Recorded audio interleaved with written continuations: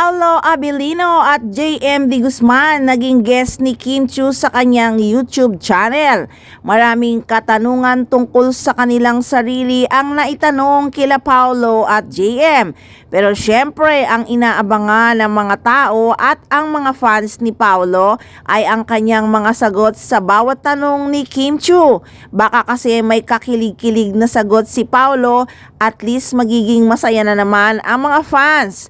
Pero syempre, mga simpleng tanong lang naman talaga ang naitanong kila Paolo at JM para safe na naman. Syempre, dahil talaga namang pinopromote nila ang linlang. Isa lang ang napulot ng mga fans sa sagot ni Paolo Abilino sa tanong ni Kim Chiu. Tinanong nga ni Kim Chiu sina Paolo at JM kung painful truth or comforting lie. Siyempre, sagot ni Pao, mas gusto niyang malaman ang totoo kahit masakit. At sinang-ayuna naman ni Kim na oo nga, gusto ko ganun din kahit masakit para tapos na agad. So isa yan sa updates ni Paolo Abilino ang nag-guest siya sa YouTube channel ni Kim Chiu. Painful truth or comforting lie? Sa akin, painful truth. Parang mas gusto ko laging malaman yung katotohanan kahit gaano kasakit. Same. At ang nakakatawa pang sagot ni Paolo Abilino ay talagang inamin niya na introvert daw siya. Dahil pag naging madaldal daw siya ay malaking effort na yon sa kanya.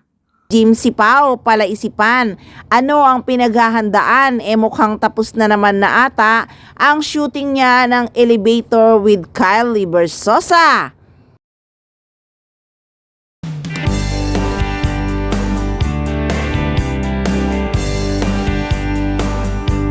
So updates naman tayo kay Janine Gutierrez. Nasa ASAP nga si Janine Gutierrez noong October 22 at nagpasaya na naman ng mga fans.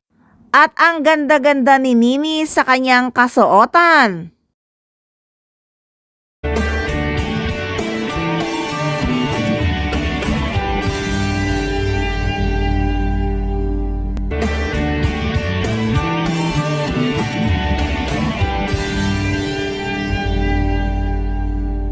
At mukhang nag-uumpisa na rin siyang mag-shooting sa kanyang bagong proyekto, kaya busy na naman si Janine Gutierrez.